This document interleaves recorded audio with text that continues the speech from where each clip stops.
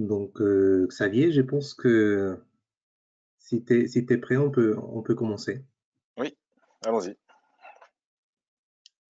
Donc, merci déjà, merci beaucoup à tous les participants qui nous accompagnent aujourd'hui pour ce webinaire dédié à l'évolution vers Dynamics Business Central.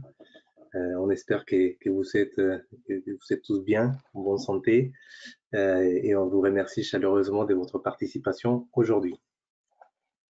Donc, je vous propose de commencer tout de suite. Je vais me présenter pour ceux qui ne me connaissent pas. Je m'appelle Eric Cordova. Je travaille chez Cosmo Consult depuis à peu près 10 ans et je travaille en tant que chef des projets internationaux. Et je suis accompagné aujourd'hui de mon collègue Xavier. Xavier, je te laisse te présenter. Oui, bonjour à tous, Xavier Grenat, donc architecte sur Business Central. Voilà, je travaille dans l'écosystème Dynamics Nav depuis 20 ans maintenant. Donc, les programmes, il est riche aujourd'hui. On va essayer de respecter les temps qu'on s'est impartis des 45 minutes. On va commencer par évoquer les enjeux, les challenges de l'évolution vers Business Central. On a vu pas mal des participants aujourd'hui sont encore sur des versions Dynamics Nav. On va vous présenter les nouveautés de cette version du mois d'avril qui s'appelle Business Central 16, BC16 ou Business Central 2020 Wave 1. Les deux noms sont corrects. Et on va évoquer sur DevOps et bien évidemment Dynamics 365 BC. Ensuite, on va traiter quelques retours d'expérience client sur des projets en cours ou finalisés chez nous sur Business Central pour vous conseiller sur une roadmap qui est peut-être faite sur mesure en fonction de votre contexte particulier à vous et à votre entreprise. Et on va finaliser par une session des questions-réponses. Donc, à ce sujet-là, sur GoToWebinar, cet outil qu'on utilise pour nos présentations, normalement, il y a un bandeau à droite de votre écran et il y a une partie qui vous permet d'écrire vos questions. Donc, je vous propose au fur et à mesure de la présentation, vous envoyez vos questions et nous, on va essayer d'y répondre en fin des séances. Et pour les questions, peut-être on n'aura pas la réponse, on se permettra de vous contacter pour y répondre au cas par cas.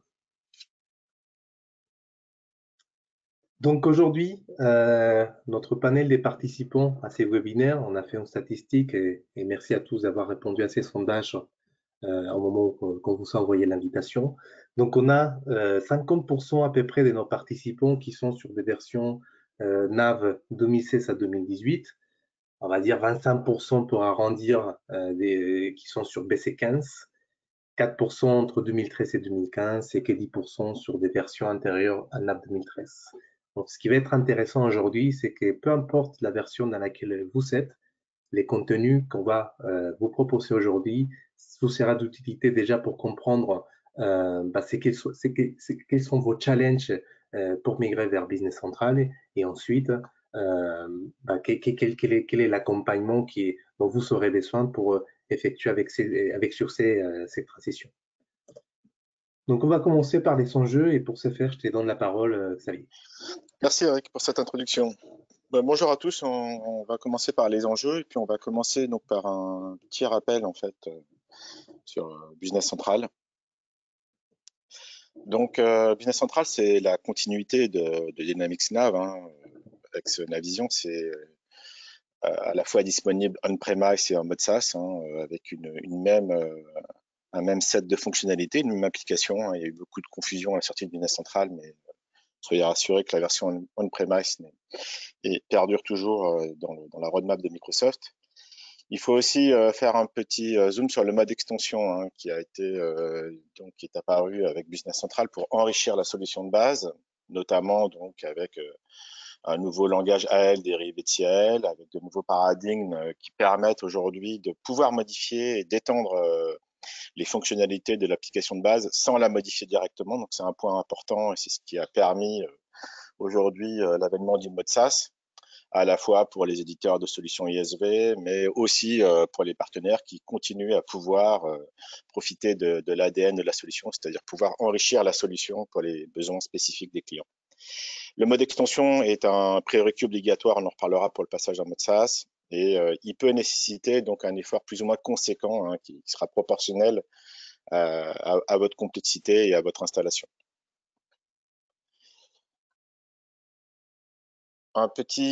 Juste un petit rappel sur la roadmap. On part de 9.5, hein, le client classique en 2007, hein, 9.5, qui est suivi de 9 2009 pour l'apparition du client RTC dans sa première version et du RDLC pour les reports. Et ensuite, NAV 2013, en fait, qui va notamment être la première version avec un client web, 2013 R2, NAV 2015 dans la suite. On n'a pas mis toutes les versions entre NAV 2015 et 2018, on a les versions 2016-2017. Ce qu'il faut retenir, c'est que NAV 2015 est arrivé en fin de support en début d'année. NAV 2018, c'est l'apparition des extensions en V1 et du langage AL, et c'est la dernière version supportée sur l'ancien cycle de vie, on y reviendra, 5 ans de support principal étendu. Et ensuite, on arrive avec Business Central. Donc, là, ce qu'il faut comprendre, c'est qu'on est sur un cycle de release de 2 versions majeures par an. Donc, 12-13, Spring Fall 2018. L'ABC14, sur lequel on va faire un zoom dans le slide après, puisque c'est une version de transition très importante et qui est encore garantie en mode principal 5 ans.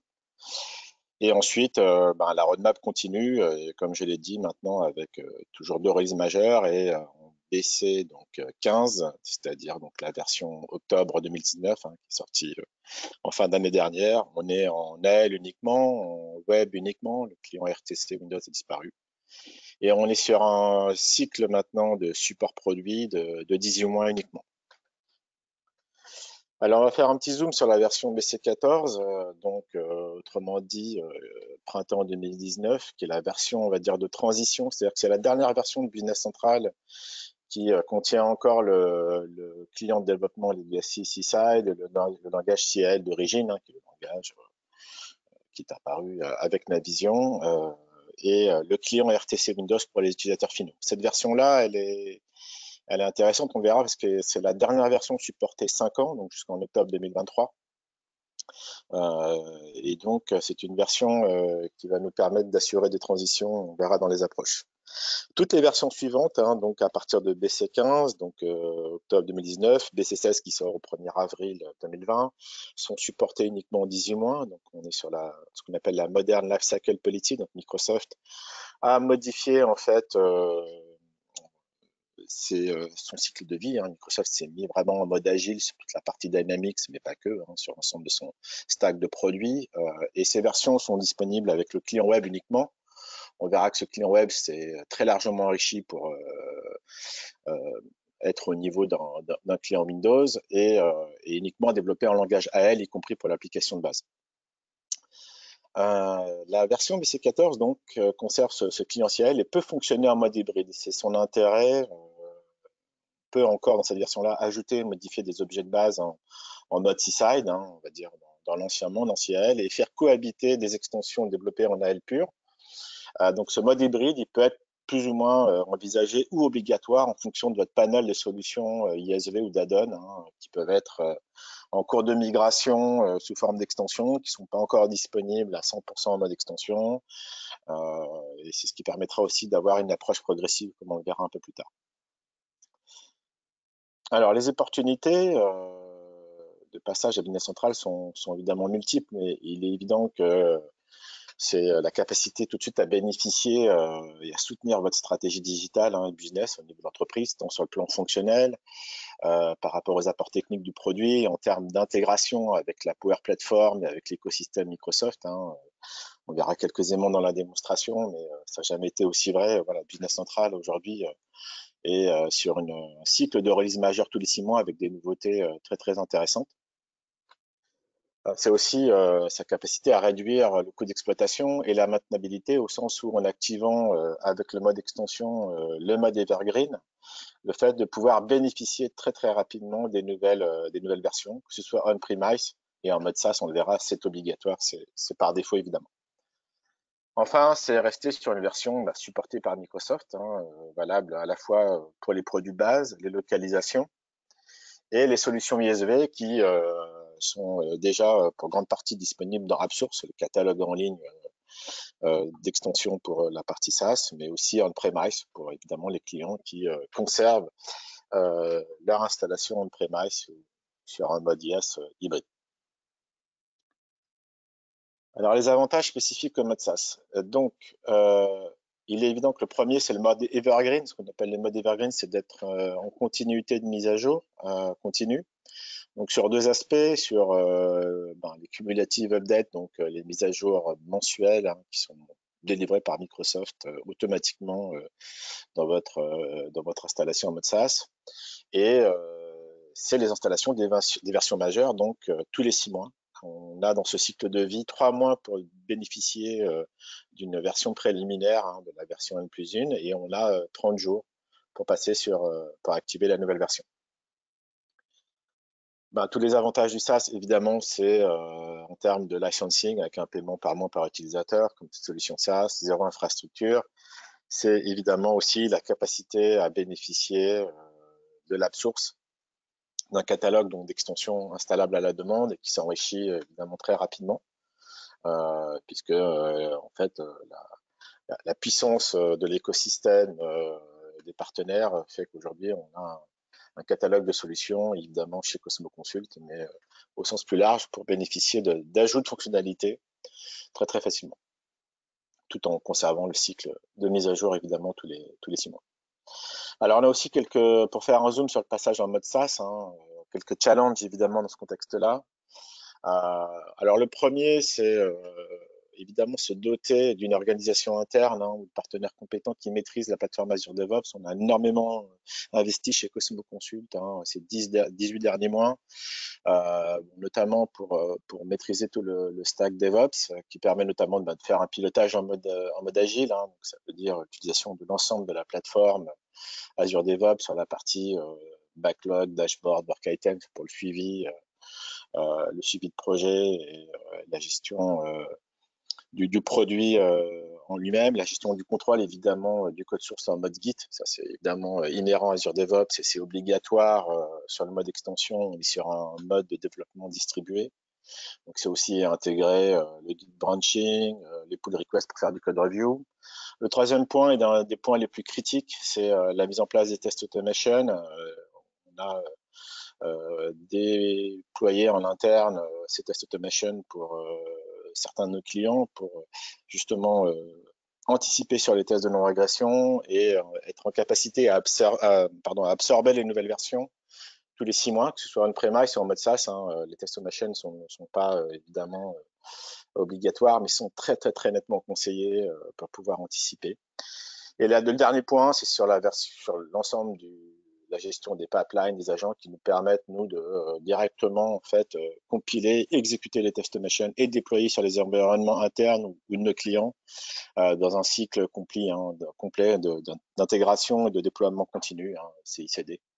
Donc voilà, ça, c'est très important de pouvoir se doter de ce type d'organisation et d'être en mode agile. Les autres challenges sont les suivants. La base de données qui est limitée à 80 gigas en mode SaaS, mais qui est extensible avec un achat de stockage additionnel. Pour la transition, puisqu'on a un outil directement intégré dans Business Central, qui est le Cloud Management, qui permet en fait de synchroniser un tenant de SaaS avec vos données on-premise, mais qui est limité à la synchronisation à une base de données de 30 gigas maximum. Voilà, bon, il y a aussi d'autres prérequis comme SQL Server 2016, etc. Je ne vais pas rentrer dans les détails. Donc, voilà, ça c'est aussi une limitation. On a aussi donc un impact très fort sur le mode extension, évidemment qui est obligatoire, mais sur l'intégration avec le reste de votre écosystème, qui devra être uniquement basé sur des API ou des web services. Donc on supporte nous le reste, le SOAP, on a à disposition un client HTTP client qui permet nous d'invoquer d'autres services externes évidemment, mais on a des limites aussi en nombre d'appels, en taille des messages, donc il faut prendre en compte en mode SaaS. Et dernier point, donc il faut bien être conscient qu'il est impossible de décaler le déploiement d'une version majeure, donc BC16, BC17 tous les 6 mois, au-delà de 30 jours. Voilà, donc c'est un point qui peut être bloquant et donc c'est pour ça qu'il faut s'armer d'une organisation en amont pour être en capacité à gérer donc ce flux de release majeure tous les 6 mois. Alors, dans ce cadre, en fait, on peut vous accompagner. On va juste faire le zoom sur deux approches différentes La première approche, en fait, c'est d'utiliser cette version hybride B714, hein, qui est la dernière version mixte CL-AL, et qui va nous permettre, donc, par exemple, de reporter vos développements spécifiques en CL et de les porter progressivement en mode extension dans une même installation. Donc, c'est la dernière version, et c'est pour ça qu'elle est supportée 5 ans d'ailleurs par Microsoft, c'est que ça permet potentiellement de lisser ce coût de redesign, de redéveloppement du portage en extension, parce que le mode extension, c'est la cible, hein, clairement, et de possibilité aussi pour vous une possibilité aussi pour vous de continuer à maintenir la solution CIL, hein, donc avec le client Seaside, et ça permet évidemment une montée en compétences progressive, graduelle de vos équipes, et une mise en place donc plus étalée dans le temps avec un coût lissé. Alors en approche du coup négatif par rapport à ce mode-là, c'est qu'en fait on va avoir une maintenabilité qui est liée au mode hybride, et donc tant qu'on aura évidemment une base Seaside, CL modifiée, on va être sur un frein, par exemple sur l'absorption des cumulative updates, on va toujours être dans le besoin de faire des merges, etc. Donc voilà, c'est un mode progressif, c'est un coût lissé. On a une deuxième approche qui est une approche plutôt Big Bang, au sens où on va tout de suite porter l'intégralité des développements ou des développements spécifiques, et évidemment en checkant aussi vos solutions type add-on ISV en mode extension. Donc là, évidemment, l'avantage, c'est un langage, un environnement, un écosystème technique qui est unique, hein, qui permet de déployer évidemment plus facilement l'ensemble du stack Azure DevOps. C'est une facilité, évidemment, une fois que le mode extension est activé, à déployer les versions majeures et mineures beaucoup plus facilement, donc à rentrer dans un mode evergreen et à suivre on-premise ou en mode SaaS les versions de l'éditeur. Et c'est la seule route possible pour le SaaS. Euh, donc, comme j'expliquais, on a un cloud management qui permet de migrer une installation de premise, et dans ce contexte-là, évidemment, on vérifie qu'il n'y a plus aucun objet standard modifié, et donc l'intégralité des personnalisations sont portées en mode extension. Alors évidemment, l'aspect à prendre en compte, c'est un coût de migration upfront, hein, initial, qui est vraiment proportionnel à la complexité de vos personnalisations et de votre architecture, parce qu'il faut aussi revoir évidemment l'ensemble des flux par rapport à votre écosystème, à votre système d'information. Donc voilà, ces deux approches qu'on identifie. Il y a d'autres scénarios, mais voilà, globalement, on est sur cette dualité d'approche principalement par rapport à notre base existante. On va poursuivre avec trois retours d'expérience client. Donc, je vais commencer par le premier avant de laisser la parole à Eric. Donc, le premier, donc, c'est le déploiement de Business Central pour un distributeur de biens d'équipement. Donc, c'est dans le contexte d'un projet international avec le développement d'un corps modèle, hein, à destination de plusieurs pays à déployer à l'étranger. L'enjeu, c'est d'activer le mode Evergreen on-premise, enfin du moins en mode IaaS, hein, puisque l'ensemble de l'infrastructure est porté sur un Azure privé chez le client, en vue d'un passage en mode SaaS. Dans ce contexte-là, on a développé donc un corps modèle en extension uniquement, hein, assez important, avec un peu plus de 600 objets. On a collaboré avec Microsoft en amont sur des événements manquants. On a aussi intégré donc Sana Commerce et une extension Sana Commerce qui vient rajouter là aussi la partie connectivité avec le portail Sana pour la partie webshop en B2B. Là aussi, on a travaillé, on bénéficie d'une relation privilégiée aussi avec l'éditeur Sana pour notamment leur faire ajouter des événements manquants et pour passer sur une extension full standard et bénéficier le portage en mode SaaS. On a travaillé avec les éditeurs locaux et les partenaires locaux pour les localisations et le portage en mode extension. Il nous reste une extension en mode hybride, mais l'intégralité est en cours de portage sur les extensions. On a fait une intégration complexe avec le système d'information sous forme d'API et de web service. Donc, on a intégré des technologies type Azure Blob ou IBM SHQ, et on a bénéficié de toute la capacité à Business Central à s'intégrer au travers des web services de type SOAP ou REST.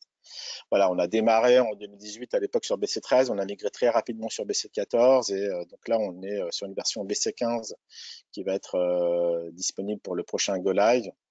Et là, on a déployé évidemment DevOps et la puissance notamment de Git, par exemple, pour maintenir en parallèle deux versions du même corps modèle, en BC14, en BC15, de manière à pouvoir générer des déploiements dans le temps et à les étaler et absorber cette charge-là. Voilà, donc projet très très intéressant avec une durée de migration, donc du coup BC14, BC15 relativement courte du fait du mode extension à 100%. On a juste 2 événements qui restent dans Stack standard, qui sont en cours de création par Microsoft. Et voilà, on est sur une migration aujourd'hui tous les 6 mois pour tenir en fait le rythme des versions majeures. Alors le client en fait a bénéficié de notre partenariat privilégié avec Microsoft dans ce contexte-là. Voilà, on a eu un très bon support de Microsoft et en tant que partenaire Cosmo Consult, voilà, on a une relation très très particulière et privilégiée avec l'éditeur. Voilà, je vais laisser la parole à Eric pour les 2 prochains autres témoignages. Merci Xavier, je prends la parole. Tu m'entends bien? C'est bon? Oui, parfaitement. Ok, donc on va commencer avec les retours d'expérience. Donc ça, c'est un client qui était sur la version NAV 2017. L'activité, c'est la fabrication, installation, distribution, maintenance des systèmes logistiques. C'est une société avec une taille assez conséquente, 150 personnes, avec une croissance à 3 chiffres. L'enjeu de cette société, c'était justement de supporter la croissance de son activité et améliorer les processus internes. Donc, c'est un déploiement qu'on a fait en premise, mais techniquement, entre guillemets, SaaS ready. C'est une migration qui a été faite d'un point de vue technique un pour un, c'est du isopérimètre sur un périmètre fonctionnel NAV assez large, parce qu'on active presque tous les modules du système, enfin, de l'ERP. Les niveaux de customisation, on va dire que c'était plutôt moyen, mais tout a été développé en mode extension avec du test automation pour permettre une transition en mode SaaS à ces clients-là quand il sera prêt. Et quelque chose, enfin, un verbatim que j'ai retenu de ces clients, c'est quelqu'un qui était sur NAV 2017 et qui me dit, bah, finalement, on est assez agréablement surpris du client web. Donc, tout à l'heure, au niveau de la démonstration que j'ai fait, vous allez voir les clients web. Et je peux vous dire qu'aujourd'hui, sur cette version BCSS, on arrive à retrouver des fonctionnalités équivalentes en termes d'usage entre les nations clients RTC Windows et maintenant les clients full web qui est disponible sur Business Central. Et à partir de la BC15, c'est les seuls clients disponibles au niveau des Dynamics Business Central. Donc, c'est une migration qui a duré à peu près 4 mois. Sur ces retours d'expérience, là, c'est un client qui partait d'une très vieille version de NAV, NAV version 5, et qui a décidé de faire une migration vers BIS-DC14. Donc, ça a été, là, pour le coup, c'est pas une migration technique de 1 pour 1, il y a eu de re-engineering des process. L'activité, c'est une intégration des solutions et services audiovisuels. 2 sociétés avec une taille assez conséquente, une grosse société de 400 personnes et entre guillemets la petite société tout de même des 70 personnes. Les enjeux, c'était d'une part harmoniser les process et de mettre en place une gestion d'affaires avancée. C'est-à-dire qu'on a substitué tous les développements qu'il y avait, enfin la plus grosse partie des développements qu'il y avait sur la version NAV 5.0 avec un add-on Cosmo Consult dédié à la gestion d'affaires et ça pour toutes les entités du groupe. Donc c'est un déploiement en premise avec de reengineering des process, comme j'avais dit précédemment, et la méthodologie qui a été utilisée, c'est méthodologie type build, déploiement multisite, c'est-à-dire qu'on a construit un système d'information et ensuite on va faire copier-coller sur les 2 entités de groupe. Les périmètres fonctionnels assez larges. Et ce qu'on voit de plus en plus sur les différents projets qu'on a avec Business Central, c'est les déploiements de Power BI. Donc aujourd'hui, à peu près, on va dire 70% des déploiements qu'on a sur Business Central, il y a toujours Power BI à côté qui est déployé, parce que les clients ils voient la richesse de l'outil et l'intégration qui est native entre Business Central et Power BI. Le niveau de customisation, c'était plutôt fort et tous les développements, pareil, sont en mode extension. Donc, la petite particularité, le verbatim du client, on va faire un démarrage, un go live à distance compte tenu de la situation actuelle avec beaucoup de motivation commune entre les équipes projet. Donc maintenant, je vous propose de passer à la partie nouveauté dans cette dernière version. Vous l'appelez BC16 ou vous l'appelez BC 2020 Wave 1. Dans la littérature que vous allez trouver sur Internet, les 2 noms sont bons.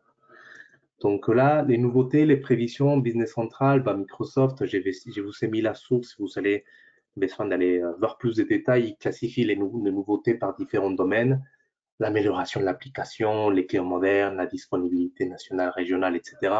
Et les différentes fonctionnalités sont, on va dire, divisées en 3 familles, des fonctionnalités qui sont destinées à un usage utilisateur final, des fonctionnalités plutôt dédiées à l'administrateur et des fonctionnalités qui sont accessibles aux utilisateurs finaux, mais qui demandent un setup en amont par un administrateur du système d'information. Donc aujourd'hui, je vais faire un zoom essentiellement sur la disponibilité, parce qu'on a des clients avec des objectifs ou des roadmaps avec des déploiements à l'international. Et puis, je vais me concentrer sur les nouveautés qui concernent plutôt les utilisateurs finaux et pas les administrateurs. Autrement, les webinaires deviendraient trop techniques. Donc, sur la disponibilité régionale des business centrales, donc on sait tous, hein, depuis la BC14, il y a tout un tas de localisations qui sont disponibles en mode SaaS, et notamment celles qui sont fournies directement avec Microsoft. Et avec cette version BC16, on a 7 nouveaux pays qui viennent rejoindre la famille des localisations pour le mode SaaS des business centrales et qui seront disponibles dès le mois d'avril. Vous voyez les pays en question. Il y a 2 pays en Amérique latine comme la Colombie et le Pérou, et les restes, ça concerne plutôt des pays de l'Est de l'Europe. En parallèle, Microsoft met en place aussi la disponibilité, sur la source, Microsoft maintenant vous permet aux éditeurs et ensuite aux clients d'accéder à des packs des langues qui sont accessibles full en mode extension. Donc, vous pouvez avoir à toutes les langues, je vous ai mis les liens si vous avez des langues en particulier qui vous intéressent, et notamment ici sur cette copie d'écran, voilà, il y a déjà les packs des langues de la Serbie, de la Pologne, de l'Estonie. Donc, si vous avez une roadmap ou une approche projet corps modèle déploiement à l'international, je vous conseille vivement d'aller consulter ces 2 liens précédents que je vous ai présentés. Ça vous permet de caler votre roadmap par rapport à la disponibilité aussi bien de la localisation que des packs des langues, surtout si c'est des localisations qui ne sont pas fournies au standard par Microsoft. Donc, sur les nouveautés fonctionnelles, je vous mets 2 tableaux juste pour que vous ayez un ordre des grandeurs des fonctionnalités dédiées aux utilisateurs finaux dans cette version Business Central. Je ne vais pas vous montrer toutes, mais les plus intéressantes d'entre elles, celles qui sont rouges, c'est celles qu'on va voir au niveau de la démo. La première, c'est une fonctionnalité qui s'appelle impression de document joint. C'est intéressant, je vous la présente. La deuxième, c'est quelque chose qu'on attendait depuis pas mal de versions Nav et maintenant sur Business Central, c'est la tolérance en réception. Donc maintenant, on peut voir une réception d'articles entre guillemets en surnombre par rapport à la quantité initiale. Et sur les deuxièmes tableaux ici, une amélioration, comme on avait dit et expliqué Xavier, qui continue Microsoft à mettre en place sur le client web de manière à lisser les différences qu'il y avait auparavant avec les clients RTC, le client Windows et Nav. Maintenant, vous allez voir les clients web des Business Central tiennent vraiment la route. Une intégration qui est maintenant améliorée, native entre Business Central et les commandes data service qu'on va illustrer avec un workflow multiplateforme entre Business Central, Outlook et Teams avec un connecteur à Microsoft Flow. Et pour les gens qui utilisent des workflows dans Business Central, maintenant la possibilité d'avoir des messages, soit des notifications ou des emails d'alerte pour savoir si notre demande a été approuvée ou rejetée au niveau du processus en question. Je ne vais pas les présenter au niveau de la démo, mais je vous le dis tout de suite. GDPR oblige, maintenant on a un permission set, c'est-à-dire un droit qui vous permet de désactiver ou activer la fonction export des données vers Excel. Donc c'est tout binaire, c'est pas géré au rapport, c'est pour toutes les listes et tous les rapports. Soit on accepte et on donne les droits à l'utilisateur de pouvoir exporter des données vers Excel, soit on n'y donne pas le droit et à ce moment-là, cette fonctionnalité est bridée pour l'utilisateur final. Donc, sans plus attendre, je vous propose maintenant de passer sur la démo Business Central. Donc là, comme vous voyez, je suis sur un sandbox Business Central avec la localisation française en BC16 et j'ai appelé mon tenant de 2020 Wave 1. Donc ici, pour les personnes qui vraiment n'ont eu aucune démon sur Business Central, ça c'est pas une nouveauté de cette version-là, mais de la version précédente. Maintenant, on a la possibilité d'avoir un menu démarrer ou département tel qu'on l'avait sur Dynamics Nav. Et en plus, il est filtré uniquement par les fonctionnalités qui sont accessibles dans ces cas-là pour mon profil qui s'appelle gestionnaire d'activité. Et on a une autre fonctionnalité qui est assez intéressante au niveau des business centrales. Et donc là, on va rentrer vraiment dans le détail au niveau des fonctionnalités, des nouveautés BCSS. Donc là, si je viens sur une fiche article, ça, c'est une fonctionnalité qui va vous sembler évidente pour tous les clients qui étaient habitués d'utiliser Dynamics Nav, mais qui n'existait pas jusqu'à présent sur Business Central. Donc maintenant, on a la possibilité de tailler la taille des colonnes. Donc là, par simple clic, on peut réduire la taille des colonnes et améliorer l'affichage au niveau des listes. C'est quelque chose qui existait depuis longtemps sur les clients Windows, mais qu'on n'avait pas la possibilité de le faire sur Business Central. On a une autre possibilité, c'est que maintenant, on a la capacité d'enregistrer nos filtres. Donc, c'est pareil, c'est quelque chose qui peut vous sembler, qui peut vous étonner, parce que dans Dynamics Nav, on le faisait déjà avant, mais encore une fois, ce n'était pas disponible sur la version client web de Business Central. Donc là, si je mets un filtre en place pour filtrer tous mes articles qui ont le mot-clé, par exemple rouge, donc tout simplement, je peux faire un clic automatiquement, sans besoin de reconstruire à nouveau le filtre. Là, j'ai la possibilité de filtrer mes listes par certains paramètres. Donc, je répète, possibilité d'effectuer un affichage sur des filtres multicritères et ensuite les sauvegarder pour ne plus avoir à les recréer au niveau de l'application. Maintenant, on va passer à la fonctionnalité dont je vais vous parler tout à l'heure. C'est une fonctionnalité très intéressante. Ça concerne la partie pièce jointe. Mais c'est quoi cette nouvelle fonctionnalité? Donc, on va aller au niveau d'un devis. Donc là, ici, j'ai un devis. Et dans cette version Business Central, bien évidemment, comme d'habitude, on avait la possibilité de rattacher les documents.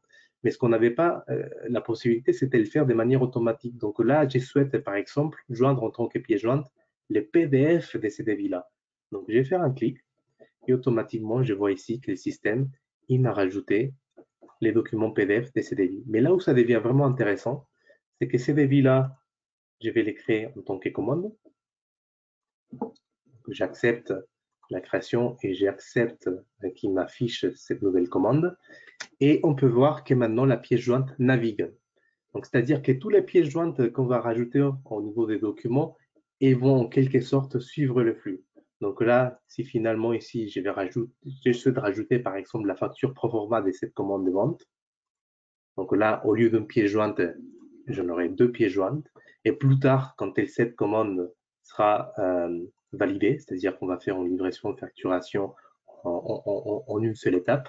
Donc là, on va valider la commande de vente. On va aller naviguer vers la facture qui a été comptabilisée au niveau des business centrales et on voit que les deux pièces jointes ont navigué aussi vers la facture. Donc, pour les sociétés qui ont besoin d'avoir un suivi aussi bien des flux d'informations que des flux papier ou des flux de documents PDF entre, dans ces cas-là, un processus de vente, maintenant, il est possible d'utiliser cette fonctionnalité-là et de faire naviguer les documents vers l'étape de flux d'après. Donc là, c'est la première fonctionnalité que j'ai souhaité illustrer. Maintenant, on va passer plutôt sur la partie achat. Et je vais vous montrer une fonctionnalité qui concerne les tolérances. Donc là, je vais prendre par exemple cette commande d'achat. Et dans cette commande d'achat, là par exemple, on va prendre la précédente plutôt. On va prendre celle-là. Donc ici, on a une quantité de 20 pour d'achat à ces fournisseurs-là, pour cet article-là. Déjà, si je navigue vers la fiche de fournisseur, donc là, on ne va pas faire les paramétrages en live, mais juste pour vous montrer comment ça se passe, on a la possibilité ici d'avoir des codes de surréception. Donc, c'est vous qui paramétrez la tolérance. Ça peut être 5%, 10%, 20%, 25%. C'est à vous de voir en fonction de votre fournisseur. Et si ça ne se passe pas au niveau du fournisseur, vous pouvez le faire au niveau de l'article. Donc, comme ça, peu importe les fournisseurs, vous souhaitez paramétrer une tolérance, dans ces cas-là, des GC bleu. Donc là, pareil, vous avez les codes de surréception au niveau de la fiche article. Qu'est-ce qui se passe? Donc là, on va le faire simple. Je vous présente la fonctionnalité au niveau de la commande d'achat, mais bien évidemment, cette fonctionnalité existe aussi au niveau du document de réception pour ceux qui utilisent la logistique avancée des business centrales. Donc là, au lieu d'une quantité à recevoir des 20, c'était ma commande initiale, on va mettre 22 et automatiquement, le système m'informe, effectivement, il y a une quantité en surréception, c'est dans la tolérance, donc on l'accepte et ici le système il est capable de tracer avec ces codes-là la quantité qui est en surréception. Donc je ne vais pas valider la commande d'achat ou autre, C'était juste pour vous montrer la fonctionnalité. Je répète, ça existe aussi bien sur le déploiement des réceptions pour ceux qui font la réception, pas dans la commande d'achat, mais dans le document entrepôt associé. Ensuite, donc pour la fonctionnalité suivante, j'aurai besoin de vous présenter d'abord un profil administrateur. Donc ici, j'échange des profils. Je ne suis plus Megan, mais je suis vraiment l'administrateur système. Et on peut paramétrer, et ça c'est une fonctionnalité qui est vraiment une nouveauté dans cette version de Business Central. Au niveau de la configuration assistée, maintenant on a la possibilité de paramétrer la connexion vers ce qu'on appelle les commandes data service ici. Donc c'est un wizard qui va vous permettre et va vous guider pour faire des paramétrages de connecteurs. Il y a la possibilité d'accéder à la documentation en ligne pour voir comment ça se passe. Et en ce qui me concerne ici, ce que j'ai fait, c'est que bon, j'ai paramétré ce qu'on appelle un flow avec l'outil Microsoft Flow, un workflow multiplateforme, c'est-à-dire qu'à chaque fois qu'on va créer un nouveau client dans mon instance Business Central, c'est ce que je vous ai montré tout à l'heure, c'est CC 2020-2021, on va envoyer un mail à Megan pour lui dire il y a un nouveau client qui a été créé dans le système d'information et dans le corps de message, on va le mettre les noms du client, les codes du client et ensuite, on va les publier dans Teams, dans un groupe qui s'appelle Sales et Marketing, dans le canal général, un petit message pour indiquer à tous nos collègues qu'on a un nouveau client au niveau de la base. Donc ça, c'est un exemple que j'ai créé from scratch. Mais pour les clients qui souhaitent s'inspirer un petit peu de tout ce qui peut se faire avec un flow multiplateforme, je vous conseille d'aller sur france.flow.microsoft.com parce qu'il y a tout un tas de templates qui existent déjà qui vont vous permettre de faire communiquer votre business central avec Outlook, avec un SharePoint, avec un Teams ou autre. Et bien évidemment, on peut imaginer ensuite un flux multiplateforme dans lequel, en plus de faire ce que j'ai décrit dans mon flow, bah, pourquoi pas d'aller créer un fichier contact sur la Dynamics CRM. Donc tout ça, c'est possible aujourd'hui grâce à ce que je vous présentais tout à l'heure, les commandes data service. Donc maintenant, on va les tester, ces flows. Donc on vient sur la partie client.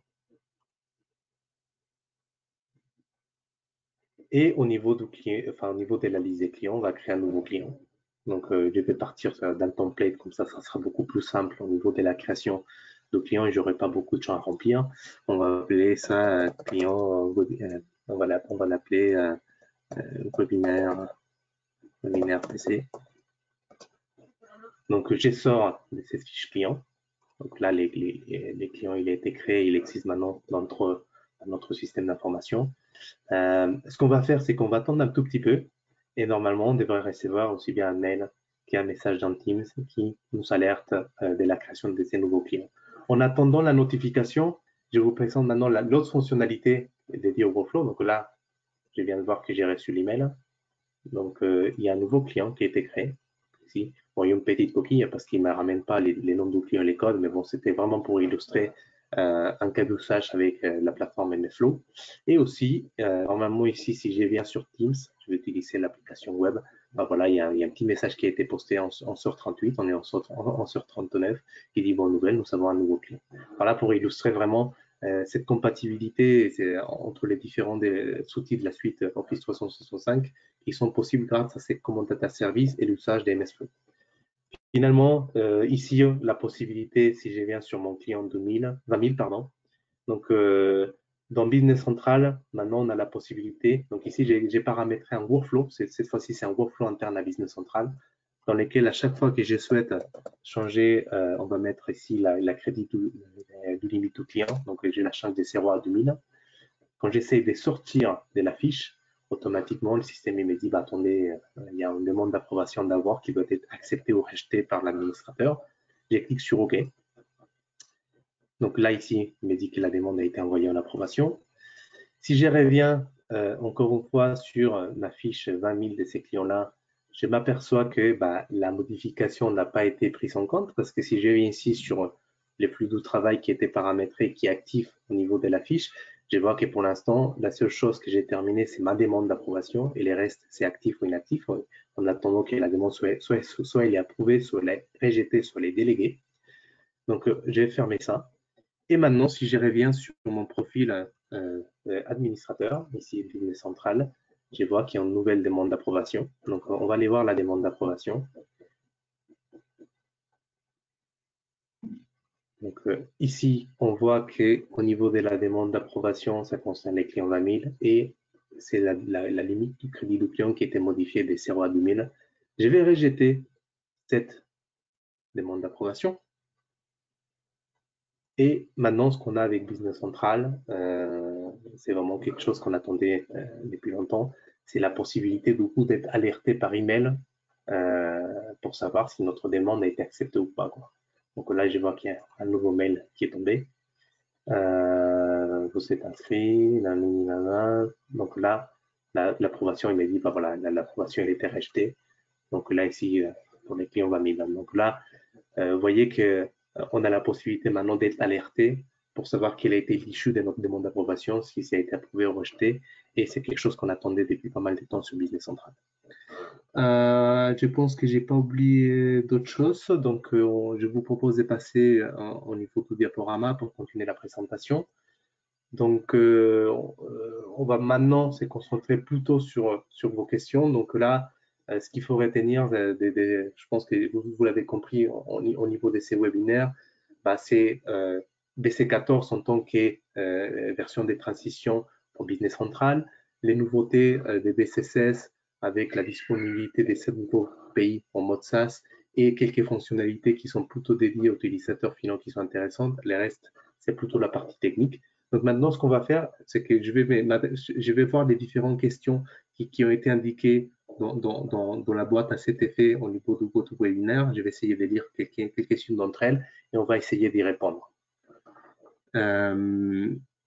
Donc, par contre, c'est très, très, très petit. Xavier, est-ce que tu vois déjà quelques questions ou pas? Oui, on a une question sur le temps de migration moyen vers Business Central, en fait. Voilà, donc en fait, sur ces éléments-là, c'est pas blanc-noir, mais en fait, en tout cas, aujourd'hui, sur une migration vers Business Central, ce qu'il faut prendre en compte, c'est en effet la complexité de développement spécifique potentiellement, et la prise en compte aussi des solutions type add-on que vous utilisiez. Mais voilà, on a le cas de certains clients où en 4 mois, on a réussi à faire une migration et elle est passée en mode extension, sans même parler de ça, on est passé au moins en mode on-premise avec un mode extension.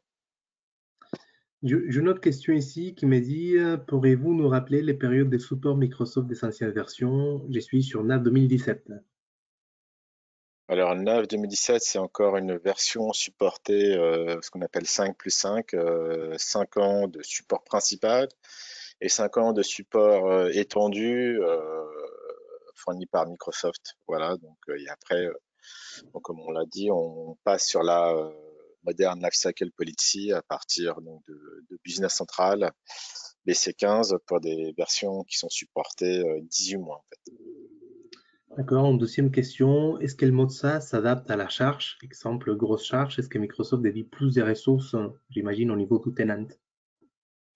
Alors, on n'a pas les détails de l'implémentation, mais il est clair que Microsoft en fait a mis en place des stratégies de monitoring des instances en mode SaaS pour les upsizer. Nous, on sait que par exemple, dans des instances type démonstration telles que l'a utilisé Eric, on est sur des tenantes qui sont pas forcément très très puissants, mais en tout cas, en fonction des IO au niveau des bases de données, des transactions et des courbes, ils sont en capacité à scaler, c'est-à-dire à modifier les ressources dynamiquement pour s'adapter à la charge.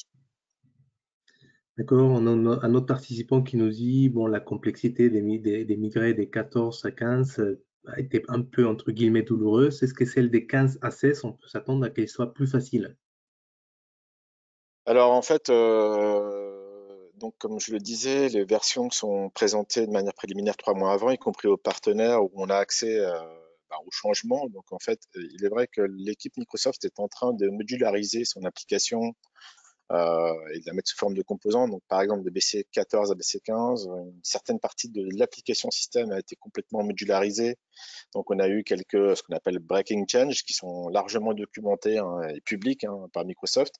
Donc, en fait, tout dépend de l'adhérence de l'extension par rapport à certains objets standards, mais c'est au cas par cas. Mais il est clair que en fonction de la complexité de l'extension, on peut avoir ce qu'on appelle une phase de recompilation, de rebuild et de retest évidemment plus ou moins importante. D'accord. Donc après, il y a une question plutôt fonctionnelle. S'il était possible d'avoir une pièce jointe commune à toutes les commandes, par exemple les conditions générales, sans avoir besoin à chaque fois de les rattacher. Donc pour l'instant, je pense pas. La fonctionnalité telle qu'elle a été designée par Microsoft en standard vous demande de manuellement faire un clic pour attacher les documents en pièce jointe. Mais je pense pas que ce soit très compliqué après au niveau d'une petite extension d'automatiser ça pour que toutes les commandes puissent avoir ces documents pieds joints. Donc la réponse est en standard. Je pense que c'est pas possible, mais avec une petite extension, ça devrait pas être très compliqué. Bon, bah, écoutez, je ne sais pas si vous avez d'autres questions. On nous a posé une question par rapport à un add-on d'un éditeur tiers, donc la disponibilité sur Business Central. Malheureusement, il faudrait la valider auprès de votre éditeur. Donc, j'ai pas la réponse, malheureusement. Donc, il n'y a plus de questions. Donc, de toute façon, attention, il y a une dernière question. Quelle est votre méthodologie concernant l'analyse des extensions et des dépendances dans le cadre de migration des naves vers Business Central? Est-ce qu'il y a une automatisation via des outils? Les dépendances, Je répète la question, quelle est la ouais. méthodologie concernant l'analyse des extensions et des dépendances dans le cadre de migration des naves à Business Central? Je pense que par rapport à l'adhérence, je pense des développements spécifiques par rapport au standard versus extension, j'imagine. Enfin, je prends comme ça. Enfin, de l'analyse qu'il faut bien comprendre, c'est qu'en mode extension, on est sur donc une nouvelle approche du développement. On va utiliser les tables extensions, les pages extensions pour surdéfinir déjà évidemment les tables, les entités de base. On va utiliser aussi évidemment les événements standards. Et dans ce contexte, il faut bien comprendre que le redesign est contraint par rapport aux événements qui sont exposés par Microsoft. Dans ce contexte-là, on peut demander à Microsoft de rajouter de nouveaux événements s'ils s'avèrent judicieux. Donc, on peut motiver des demandes. Elles sont publiques. Il y a un GitHub à elles à ce sujet-là. Donc, tous les partenaires ou les clients finaux même peuvent soumettre de nouveaux événements de manière à faciliter justement le portage en mode extension et à bénéficier d'événements qui ne seraient pas disponibles. On peut ajouter ces événements pour le on-premise, on va dire, dans l'application de base, que ce soit en BC14 ou en BC15. Donc, on a la capacité à le faire, sachant que ça doit être évidemment une solution transitoire pour à terme bénéficier de la migration. Ok, merci Xavier. Donc, écoutez, c'était un webinaire, je pense, qui était assez riche en termes d'informations, des nouveautés.